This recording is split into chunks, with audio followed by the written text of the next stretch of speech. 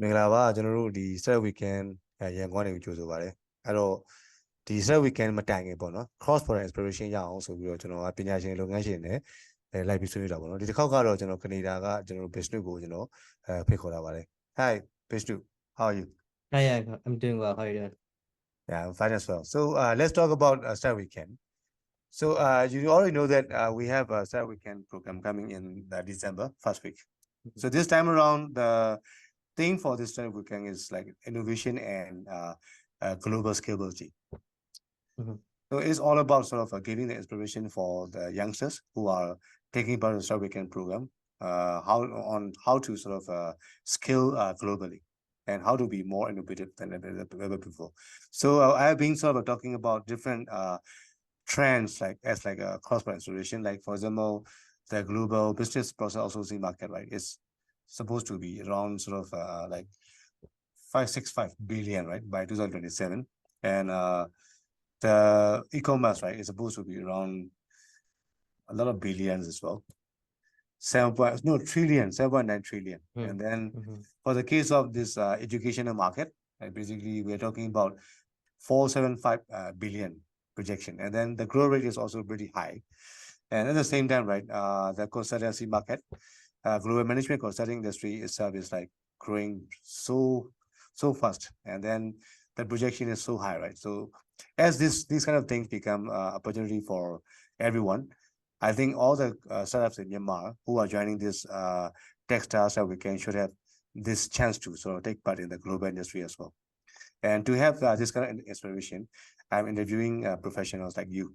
So let's talk about your background. What do you do right now, and where are you? I'm currently in Canada and I have been working in sales for about 5 years. I've worked in various different sectors and work with different size companies and I kind of realized that there are common steps you take between each touch point with the customer that kind of leads you to a close sale and a revenue. So right now what I'm doing is applying those processes onto a startup. Um, so we go from market research, maybe an engineer or co-founder brings in a product and they have difficulty going to market and selling it. What we do is we go from one step at a time, doing the market research and then the go-to-market strategy where we kind of price the product according to the market, who to talk to, how to talk to them, and construct an outbound outreach process where we kind of leverage LinkedIn, email marketing, Facebook, or whatnot.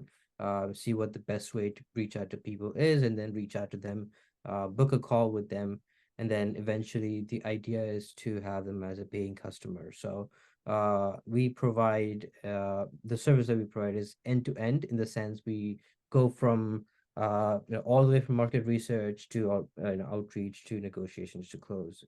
So we drop off after close after the relationship is established between our client and their prospect or their client. But that's our entire process of what we work with. So which under which category that you see yourself fitting in when we talk about the global trends? Yeah, so we do see ourselves in a more of a consulting space, but also we there's a part of it where there's a lot of education happens as well, so education based as well. Uh, Education happens at the point of ourself and the client. We are educating the client to build sales processes, how to speak to clients, how to do that. But also, we are also educating people who are coming in as a sales rep to build processes and how to communicate with clients. So we're doing two types of education, but also they're similar in a lot of sense. I see. So you're crossover between the this management consulting business and the educational business, I guess. Exactly, exactly. I see. So the next question for you is this. So for you, right, from zero to Mm-hmm. one, from the Yep. idea to really sort of starting this company, right? So what were your Mm-hmm. challenges in since day one? So many, so many. One, finding clients who are in that right sweet spot, finding products that are, for lack of a better word, good enough to go to market. They have a good funding, they have a good background. The founder has a good process in place. You know, all of these things come together. They need to come together for the project to be successful. And even then, if you do that, the project that we're working on as a service provider, it's market situations that determine the success or failure of the product. So all of these things kind of make it difficult for us to predict revenue in the long term, which is definitely a challenge for us. And also another challenge is because we're working with startups, their product itself keeps changing quite often. And keeping up with those changes between multiple clients is difficult. Another challenge I would say is because these are startups, it's hard to um w- well, it's not it's not difficult, but it's no, it it makes sense to uh reinvest the money and take an equity instead of assuming revenue from them. So it is a it's a good juggle between how to monetize this and how to invest this invest in a long term goal. So for us internally, we were just trying to figure those things out, how to structure these deals, how to talk to clients, and how to move them along the pipeline.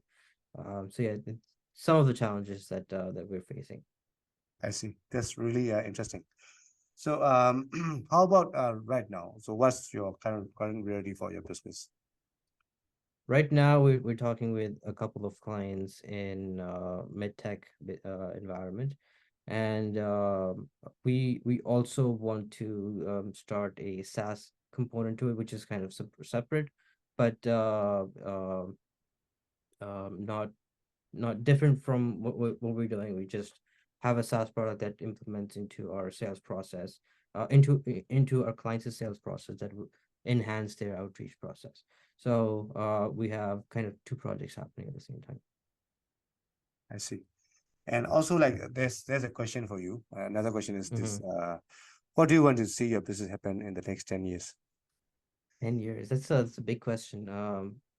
From when I started to now, a lot has changed within my business and within the market itself. So it's hard to say what will be in the 10 years. But how I envision is a accelerator slash incubator where entrepreneurs come in and we help them develop their sales process.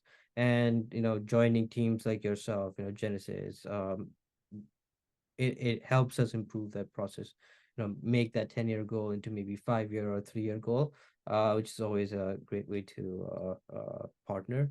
But yeah, I see it more of like a component of a venture studio or a standalone service provider where we help entire sales processes developments.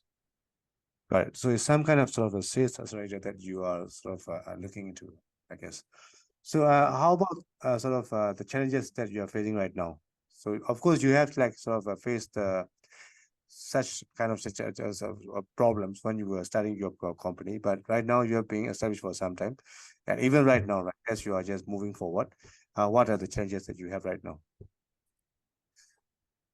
Um, in the sense, are you asking like what my current problems are with servicing our clients?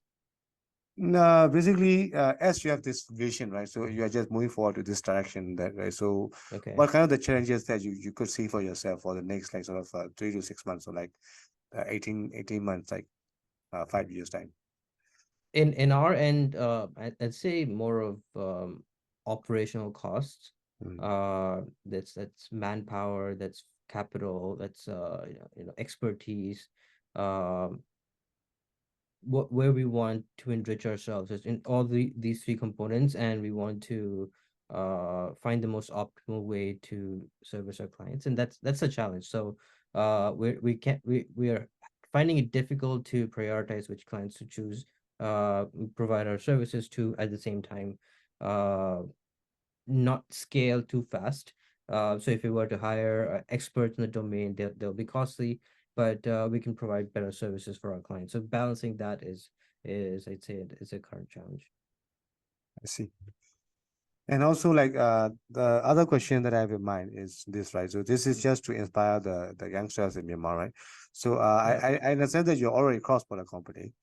So Yep. so the question for like the answer for this question, do you have any intention to go cross-border? Is a yes, of course.